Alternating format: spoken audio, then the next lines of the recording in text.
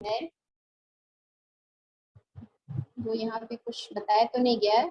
अरविंद गुप्ता भारत में विज्ञान को लोकप्रिय बनाने और शैक्षिक खिलौना बनाने के लिए मशहूर है। शैक्षिक खिलौना मतलब होता है शिक्षा से रिलेटेड, जैसे कि बच्चे, छोटे छोटे बच्चे टॉयज से खेलते हुए पढ़ते हैं ना, तो वैसे ही टॉयज बना के एजुकेशन से रिलेटेड टॉयज बनाते थे, इसके लिए वो लोकप्रिय थे। और विज्ञान, साइंस से रिलेटेड इन्होंने बहुत सारे लोकप्रिय काम किए हैं। वे लेखन व अनुवाद भी करते थे। ये लेखन का कार्य, लेखन मतलब लिखना, जैसे कि इन्होंने इस चैप्टर को लिखा है। नहीं, लेखन का मतलब जैसे इस चैप्टर में लिखा हुआ है ना, सारा बताया गया है। मैम आपका आवाज अटक अटक आ रहा है। आप नेटवर्क में हैं, आपके मोबाइल में नेटवर्क है? सभी को प्रॉब्लम जा रही है बेटा? No ma'am. No ma'am. आप नेटवर्क में नहीं है बेटा, नेटवर्क में बैठ रहिए। अनुवाद का मतलब क्या होता है?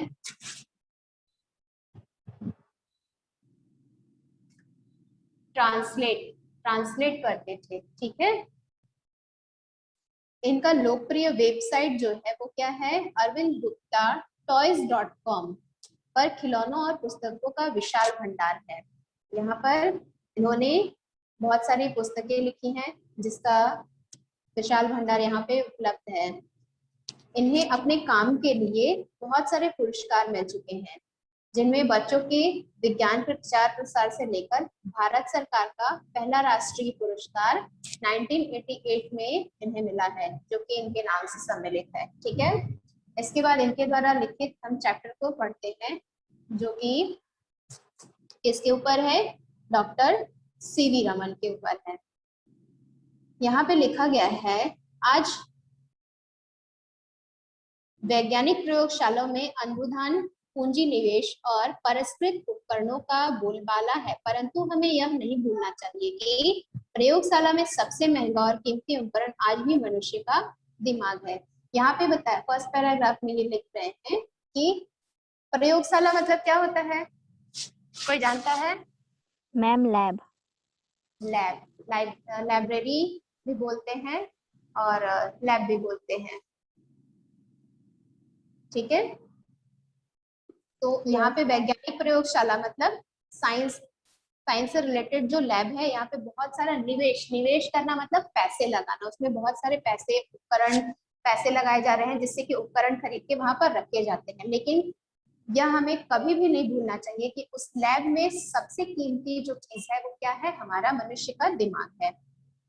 इस बात की सच्चाई का प्रमाण हमें सीवी रमन के जीवन से मिलता है। कहाँ से मिलता है? डॉक्टर सीवी रमन के जीवन से मिलता है। वे अकेले ऐसे वैज्ञानिक हैं जिन्हें भारत में विज्ञान के क्षेत्र में किए गए शोध कार्य के लिए नोबेल पुरस्कार से सम्मानित किया गया है। जिन अल्प विकसित उपकरणों का उन्होंने अपने शोध में उपयोग किया है, उनकी कीमत 200 रुपए से भी कम है। यहाँ पे ये लिख रहे हैं कि जो सीवी रमन जो है वो एक अकेले ऐसे वैज्ञानिक हैं जिन्होंने भारत में विज्ञान के क्षेत्र में शोध कार्य किया था, मतलब रिसर्च किया था, जिसके लिए उन्हें नोबेल पुरस्कार, जो कि हर किसी को नहीं मिलता, हर क्षेत्र में मिलता है लेकिन हर किसी को नहीं मिलता है, तो उन्हें नोबेल पुरस्कार से सम्मानित किया गया है। इन्होंने अल्प विकसित, अल्प विकसित का मतलब क्या होता है?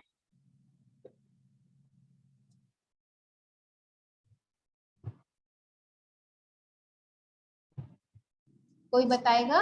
अल्प विकसित मीन्स क्या होगा? मैम नहीं पता। हाँ मैम नहीं पता।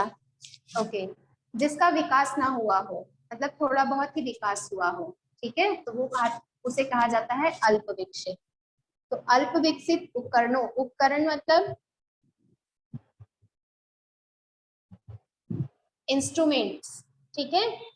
तो इंस्ट्रूमेंट्स का उपयोग यूज करके इन्होंने क्या किया है? कितनी कीमत वाला इंस्ट्रूमेंट यूज किया है? 200 से भी कम, मतलब उसका प्राइस जो है, इंस्ट्रूमेंट का प्राइस जो है वो कितना है? 200। इसके बाद नेक्स्ट पैराग्राफ में आते हैं। नेक्स्ट पैराग्राफ में इन्होंने लिखा है, इस विलक्षण वैज्ञानिक का जन्म 7 नवंबर 1888 कब हुआ है? 7 नवंबर 1888 वो तमिलनाडु के तिरुचिरापल्ली नगर में हुआ है। तमिलनाडु में हुआ है और कहाँ हुआ है? तिरुचिरापल्ली में हुआ है। इनके पिता भौतिक विज्ञान और गणित के व्याख्याता थे। व्याख्याता का मतलब क्या होता है? What do you understand by व्याख्याता? मैम प्रसिद्ध।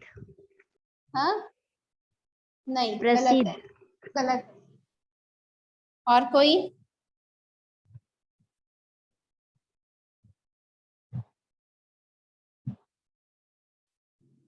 Anybody else? व्याख्याता मीन्स लेक्चरर, जो आपको टीचर्स 11th 12th में पढ़ाते हो वो व्याख्याता के पोस्ट में कहलाते हैं। ठीक है। रमन को बचपन से ही विभिन्न विषयों की पुस्तकें पढ़ने को मिली। जो डॉक्टर रमन है उन्हें हर एक तरह की बुक पढ़ने को मिला। क्यों? क्योंकि उनके पापा जो थे वो भौतिक विज्ञान और गणित के व्याख्याता थे, इसलिए हमेशा उनके घर में बुक्स उपलब्ध रहती थी। उन्हें अपने पिता से संगीत का प्रेम भी मिला, जिसकी प्रकृति पर उन्होंने बाद में बुनियादी शोध किया। उनके पिता जो थे संगीत प्रेमी थे, तो संगीत प्रेम उन्हें कहाँ से मिला? उनके पिता के द्वारा मिला, और उन्होंने उसमें बुनियादी शोध किया।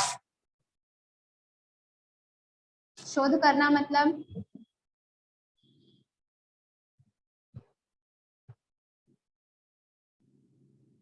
कोई नहीं जानता?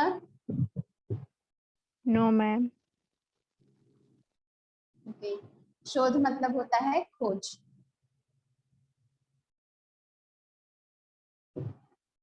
यहाँ पे आगे लिखते हैं अरविंद गुप्ता कि रमन की प्रारंभिक शिक्षा विशाखापट्टनम में हुई है। कहाँ हुई है? विशाखापट्टनम में हुई है, जो कि तमिलनाडु में है।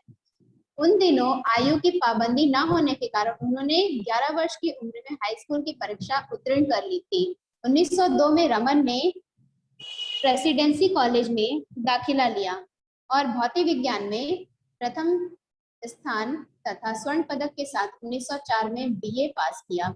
यहाँ पे बता रहे हैं गुप्ता जी कि रमन जो थे, सीवी रमन, इनकी प्रारंभिक शिक्षा कहाँ से हुई? विशाखापट्टनम से हुई। और आयु की पाबंदी मतलब जैसे कि आपके टाइम में है कि आप 11 साल के होंगे तो आप शायद 6th या 7th में पढ़ते रहेंगे, लेकिन उस समय जो थी आयु की पाबंदी नहीं थी। पाबंदी का मतलब होता है रोक टोक ना रहना, रोक टोक लगाना। तो रोक टोक उस समय नहीं था, किसी भी तरह की पाबंदी नहीं थी। तो इस वजह से उन्होंने 11 वर्ष की उम्र में ही हाई स्कूल की परीक्षा उत्तीर्ण कर ली थी। 1902 में इन्होंने प्रेसिडेंस कॉलेज में, कौन से कॉलेज में? प्रेसिडेंसी कॉलेज में दाखिला लिया और भौतिक विज्ञान मतलब होता है फिजिक्स में प्रथम स्थान तथा स्वर्ण पदक के साथ 1904 में बीए पास किया। फिजिक्स में इन्होंने प्रथम स्थान प्राप्त किया और स्वर्ण पदक प्राप्त किया। उसके बाद 1904 ईस्वी में बीए पास किया। 1907 में इन्होंने एमए की उपाधि परीक्षा में सर्वश्रेष्ठ छात्र घोषित किए गए। जब इन्होंने एमए की परीक्षा दी तो इन्हें सबसे अच्छा छात्र बताया गया। रमन का कद जो था वो छोटा था, मतलब ये छोटे कद के व्यक्ति थे, हाइट छोटी थी इनकी, जिसने उनके लिए अनेक मुश्किलें खड़ी कर दी। हाइट छोटा होने के कारण बहुत ज्यादा इनको परेशानी होती थी। अक्सर इनके शिक्षक पूछते थे, क्या तुम सच में इस कक्षा के छात्र हो? अब हाइट छोटी होगी तो कोई भी पूछेगा कि क्या आप इस क्लास के स्टूडेंट हैं या नहीं है। तो इनके शिक्षक हमेशा इनसे, शिक्षक मतलब टीचर हमेशा इनसे पूछते थे। महाविद्यालय की पढ़ाई समाप्त होने के बाद रमन को उच्च शिक्षा के लिए विदेश जाने की सलाह दी गई, परंतु मद्रास के सिविल सर्जन ने जब इनकी जांच की तो उन्हें लगा कि रमन का छोटा शरीर इंग्लैंड का कड़क मौसम बर्दाश्त नहीं कर पाएगा। भारत में रहकर काम करने के लिए रमन सारी जिंदगी इस डॉक्टर के ऋणी रहे। यहाँ पर महाविद्यालय बोला जाता है कॉलेज को, ठीक है। तो कॉलेज की पढ़ाई जब इन्होंने कंप्लीट कर ली, तो कॉलेज की पढ़ाई कंप्लीट करने के बाद इन्हें बहुत सारे लोगों ने विदेश जाने के लिए कहा, सलाह दी, लेकिन मद्रास का जो सिविल सर्जन था उसने क्या किया, इनकी बॉडी की जांच की। क्यों की? क्योंकि इनका जो कद था वो बहुत ज्यादा छोटा था। कद मतलब यहाँ पे होता है हाइट। हाइट जो थी बहुत छोटी थी। तो उसने जब जांच किया तो उसने ये पाया कि इनका शरीर जो है, इंग्लैंड का मौसम जो होता है वो बहुत ज्यादा कड़क होता है, तो वहां के मौसम को बर्दाश्त नहीं कर पाएगा। भारत में रहकर काम करने के लिए रमन, सीवी रमन जो है वह उस डॉक्टर के हमेशा ऋणी रहे हैं। ऋणी रहे हैं मतलब, ऋणी रहे हैं इसे क्या समझते हैं? मैम आभारी रहे मतलब। आभारी, गुड। और बाकी लोगों को नहीं पता है।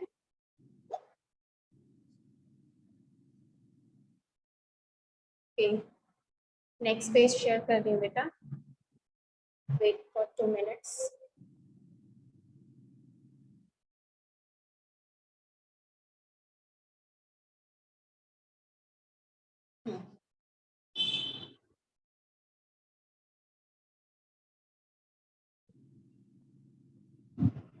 नेक्स्ट पैराग्राफ में लिखा गया है, वित्त विभाग में नौकरी करते हुए भी भौतिक में रमन की रुचि लगातार बनी रही।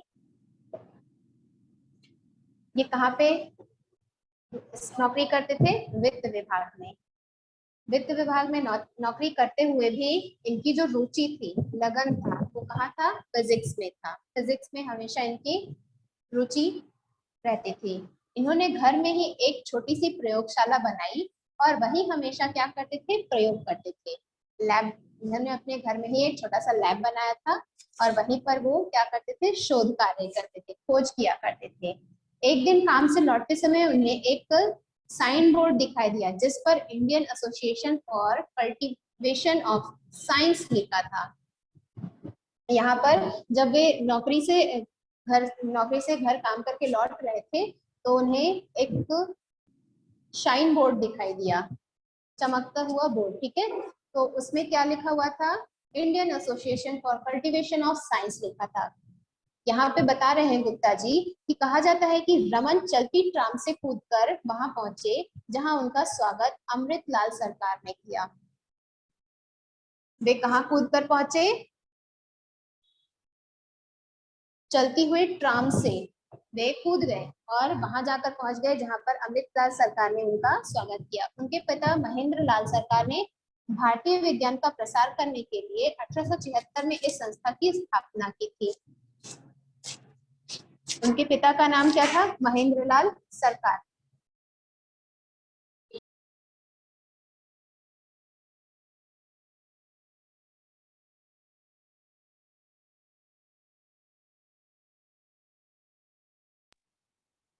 तो इनके पिता महेंद्र लाल सरकार जो थे वो भारतीय विज्ञान का प्रचार प्रसार इन्होंने 1876 में करने के लिए इन्होंने 1876 में एक संस्था स्थापित की थी। और अब रमन जब रमन शाम को दफ्तर से लौटकर अपने प्रयोगशाला काम करने के लिए जा रहे थे तो जल्द ही वे उच्च कोटि के वैज्ञानिक शोध पत्र लिखने लगे जिनकी ओर विशेषज्ञों का ध्यान आकर्षित हुआ। वे अपने घर में शोध कार्य करते थे, ये तो फर्स्ट पहले ही बताया गया है। तो जब वो दफ्तर से लौटकर प्रयोगशाला में काम करने लगे तो वहां पे और भी जो वैज्ञानिक काम करते थे तो उनका ध्यान भी उनके शोध कार्य की तरफ आकर्षित होने लगा। ठीक है, क्लियर है? शोध यस मतलब मैम। शोध मतलब रिसर्च, ठीक है। 1917 में कलकत्ता विश्वविद्यालय के उप कुलपति आशुतोष मुखर्जी ने रमन को विश्वविद्यालय में भौतिक विज्ञान की तारकनाथ पालित चेयर स्वीकार करने का आमंत्रण किया। यहाँ पर कलकत्ता के विश्वविद्यालय के उप कुलपति आशुतोष मुखर्जी ने 1917 ईस्वी में सीवी रमन को वहां के विश्वविद्यालय में भौतिक विज्ञान की तारकनाथ पालित चेयर को स्वीकार करने का आमंत्रण दिया। रमन जो थे वो फूले नहीं समाये। फूले नहीं समाये मतलब खुशी से झूम उठे। ठीक है। वित्त विभाग के बही खातों में बरी होकर अब वे अपने प्रिय विषय पर शोध करने के लिए मुक्त थे। जो नौकरी वो करना नहीं चाहते थे, उनका मन जो हमेशा शोध कार्य में लगा रहता था, रिसर्च करने में, तो अब इसलिए वो ज्यादा खुश हो गए कि बही खाते जो अकाउंट जो होते हैं, अकाउंट को जो देखते हैं, उस नौकरी को छोड़कर मैं अपने फेवरेट सब्जेक्ट में शोध कार्य के लिए नियुक्त हुआ, यह जानकर के वो बहुत ज्यादा खुश हो गए। 1921 में एक सम्मेलन में भाग लेने के लिए सीवी रमन जो है वो विदेश गए। उनकी यह समुद्री यात्रा भौतिक विज्ञान के लिए बहुत लाभदायक सिद्ध हुई। 1921 ईस्वी में वो कहाँ गए? विदेश गए। और कैसे विदेश गए? समुद्र से यात्रा। पहले पुराने जमाने में ना, जब हेलीकॉप्टर नहीं हुआ करता था, एरोप्लेन नहीं हुआ करते थे, तो समुद्री नेवी वाला सिस्टम यूज किया जाता था। उसमें बड़े बड़े नाव होते थे और उसके द्वारा जो एक देश से दूसरे देश में जाया करते थे लोग। तो भौतिक विज्ञान के लिए यह यात्रा उनके लिए क्या हुई? बहुत ज्यादा लाभदायक सिद्ध हुई। वे समुद्र के गहरे नीले पानी को निहारते रहे मतलब देखते रहे। सागर का पानी नीला क्यों दिखता है, ऐसा इनके मन में प्रश्न आया। आपके भी मन में प्रश्न आएगा अगर आप समुद्र की कुछ पूछ रही हो बेटा। किसी ने कुछ पूछा?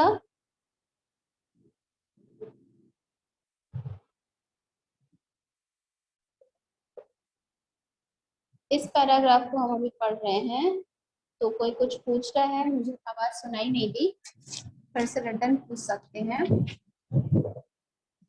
यहाँ पर जब भी आप भी समुद्र में यात्रा करेंगे तो आपको भी ये लगेगा कि समुद्र का पानी नीला क्यों है। जनरली सबके मन में क्वेश्चन आते हैं, तो वैसा ही क्वेश्चन सीवी रमन के मन में भी आया। क्या पानी आसमान के प्रतिबिंब के कारण नीला दिखता है? आसमान का प्रतिबिंब मतलब आसमान नीला होता है, तो पानी में हमारा भी प्रतिबिंब दिखाई देता है। आपको तो पता ही होगा, अगर आप पानी के सामने खड़े हो जाएंगे तो पानी में हम अपने आप को भी देख पाएंगे, जैसे कि शीशे में देख पाते हैं। तो उन्होंने सोचा क्या ये आसमान मतलब आसमान का जो फेस है वो पूरा पानी में दिख रहा है, इस वजह से ये नीला दिखाई दे रहा है, या कोई और कारण है? तो सीवी रमन को ये एहसास हुआ कि सागर का नीलापन पानी और सूर्य के प्रकाश के अंतर संबंध के कारण दिखाई देता है। रमन सिंह को रमन सिंह बोल रही हूँ, सीवी रमन को यह अपने मन में दिमाग में ये ख्याल आया कि पानी का सागर का जो नीलापन है वो क्यों दिखाई देता है? सूर्य के प्रकाश के अंतर संबंध के कारण। मतलब सूर्य का जो प्रकाश है वो पानी पर पड़ता है, जिस वजह से वो दिखाई देता है, वहां पे उसका रंग नीला दिखाई देता है। ठीक है।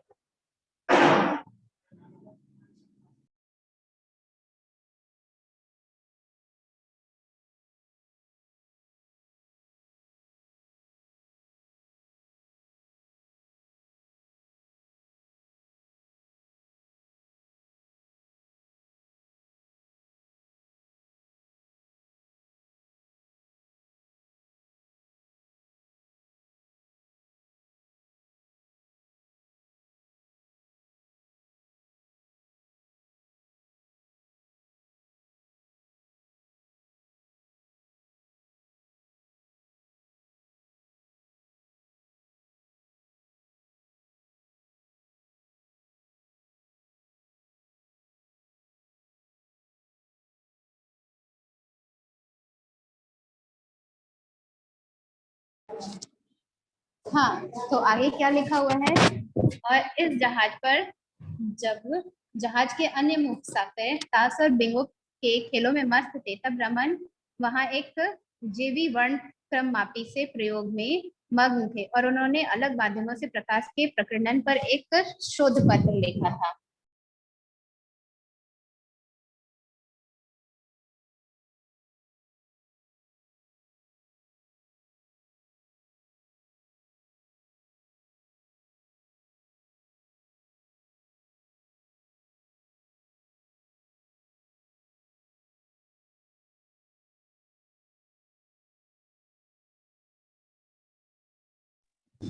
तो यहाँ पर क्या बता रहे हैं कि जब बाकी जहाज में और भी लोग थे तो वो क्या कर रहे थे, ताश खेल रहे थे और बिंगो के खेलों में मस्त थे, तो रमन सिंह जो है वो क्या कर रहे थे, वर्णक्रम मापी से प्रयोग कर रहे थे। और उन्होंने इस प्रयोग में क्या किया, प्रकाश का प्रकीर्णन लाइट रे को कहते हैं। तो लाइट रे पे एक शोध पत्र लिखा, रिसर्च किया और उन्होंने एक शोध पत्र लिखा, जिसके बाद लिखते हैं, भारत लौटने के बाद रमन ने इस विषय पर गंभीरता से शोध शुरू किया। मतलब बहुत ही अच्छे से इसमें शोध कार्य शुरू किया। उन्होंने प्रकाश की किरणों को भिन्न भिन्न द्रवों से गुजारा और उनके प्रकाश का अध्ययन किया। यहाँ पर बताया गया है कि प्रकाश के प्रकीर्णन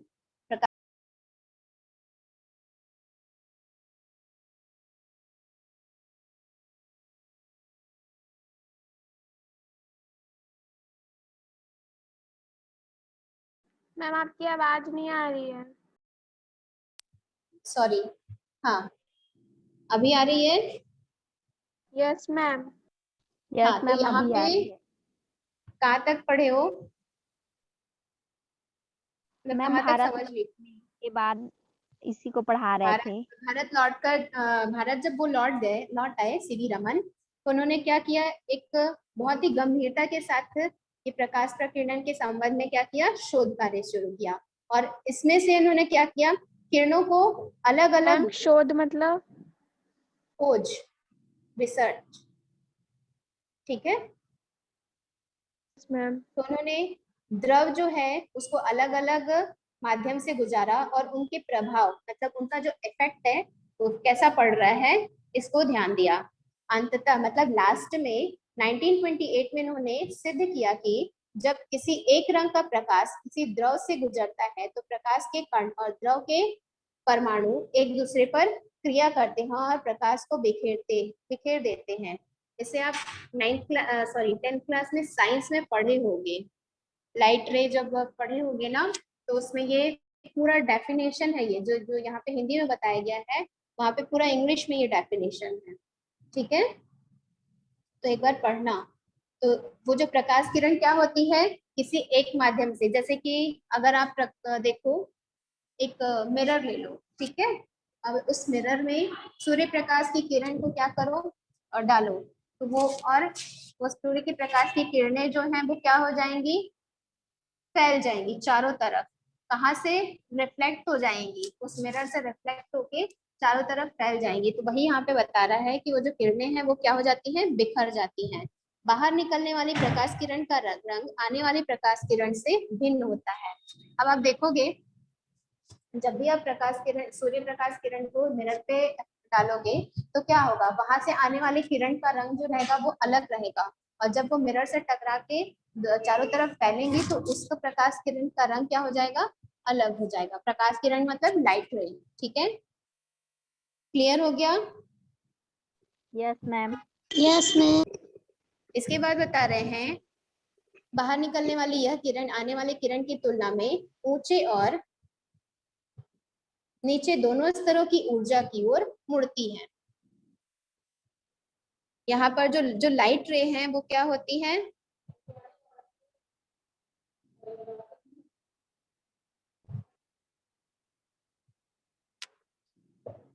आने वाली किरण की तुलना में बहुत ज्यादा ऊंचे और नीचे स्तरों में की ओर मुड़ जाती है, ठीक है। यही वह सुप्रसिद्ध रमन प्रभाव है, रमन इफेक्ट बोलते हैं, ठीक है। इस इफेक्ट को रमन इफेक्ट बोलते हैं, जिस पर आगे चलकर रमन को नोबेल पुरस्कार मिला था। इनकी खोज में विश्व स्तर पर वैज्ञानिक शोध में तेजी आई। सानिया क्या कर रही हो बेटा? इससे अलग पदार्थों की संरचना के अध्ययन में बहुत मदद मिली।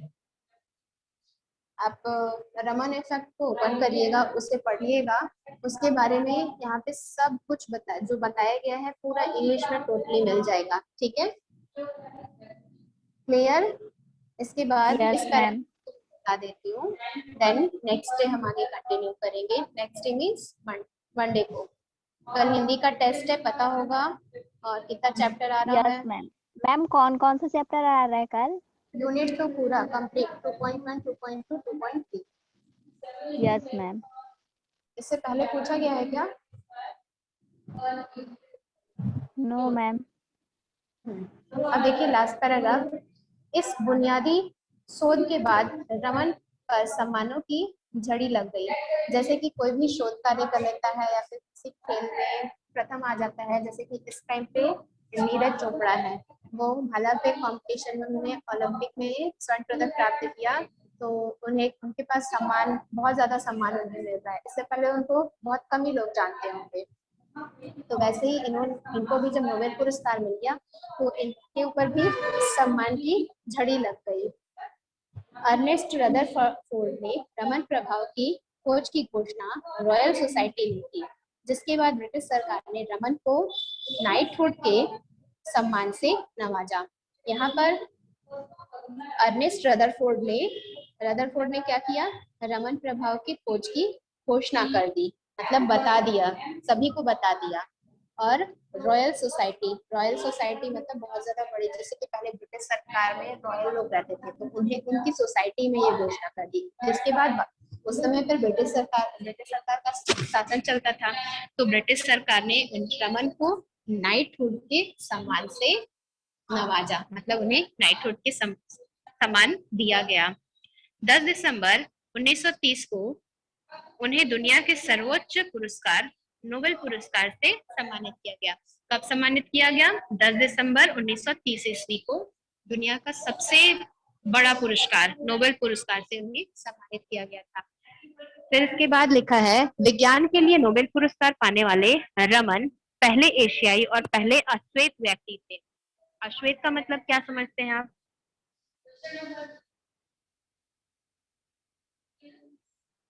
आप सभी अश्वेत से क्या समझते हैं? मैम नहीं पता।